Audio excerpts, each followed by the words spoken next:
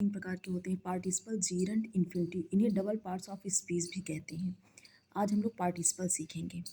Participle तीन प्रकार के होते हैं, प्रेजेंट पार्टिसिपल, पास्ट पार्टिसिपल और परफेक्ट पार्टिसिपल। प्रेजेंट पार्टिसिपल में वर्ब की फर्स्ट फॉर्म के अंत में आईएनजी लगा देते हैं, जैसे हियर से हियरिंग, वीप से वीपिंग। हिंदी में अनुवाद करने पर करके, कर या हुए, हुआ आदि शब्दों का प्रयोग होता है। फॉर एग्जाम्पल, आवाज़ सुनकर लड़का जाग गया, hearing the noise the boy walk up. अब आप लोग सोच रहे होंगे कि यहाँ तो जाग गया ही आया, लेकिन हम लोग करके, हुए, इन शब्दों की पहचान जो वर्ड में आईएनजी जोड़ के बनाते हैं हम उससे करते हैं। जैसे हेयरिंग को जब हम हिंदी में अनुवाद करते हैं तो होता है सुनकर, और जैसे कि इसके रूल्स में ही है कि करके, हुए, हुआ आदि शब्द आते हैं, इसलिए ये क्या है, एक प्रेजेंट पार्टिसिपल। दूसरा word yesterday he came here weeping. अब यहाँ पर वीपिंग प्रेजेंट पार्टिसिपल है, इसको जब हिंदी में हम ट्रांसलेट करते तो आता है रोता हुआ।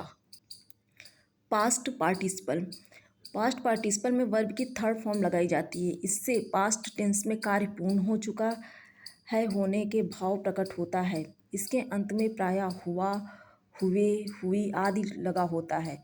फॉर एग्जाम्पल, जला हुआ बच्चा आग से डरता है, a burnt child dreads the fire. यहाँ पर बर्न्ट पास्ट पार्टिसिपल है, जब हम इसको हिंदी में ट्रांसलेट करेंगे तो आएगा जला हुआ, और इसके रूल्स में ही कि हुआ, हुए, हुई आदि शब्द आते हैं। दूसरा वर्ड है, हमने कुछ पेड़ों को फलों से लदे हुए देखा, we saw a few trees laden with fruits. Laden मतलब लदा हुआ, लदे हुए। इस प्रकार ये पास्ट पार्टिसिपल हैं।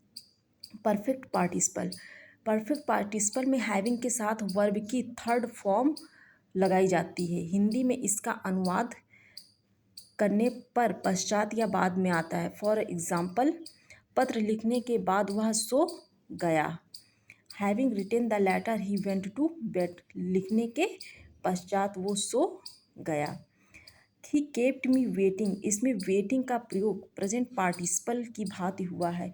इस वाक्य में अवस्था या दशा दिखाई गई है।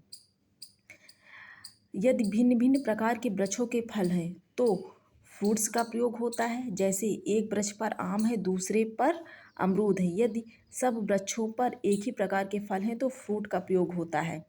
जैसे कि यहाँ पर ये है, हमने कुछ पेड़ों को फलों से लदे हुए देखा, we saw a few trees laden with fruits. We saw a few trees laden with fruit, ये दोनों करेक्ट हैं। जब किसी पार्टिसिपल से पहले नाउन या प्रोनाउन का सब्जेक्ट की तरह उपयोग करते हैं तो इस प्रयोग को एब्सोल्यूट यूज ऑफ पार्टिसिपल कहते हैं। फॉर एग्जाम्पल, मौसम अच्छा होने पर मैं बाहर चल दिया, the weather being fine I went out.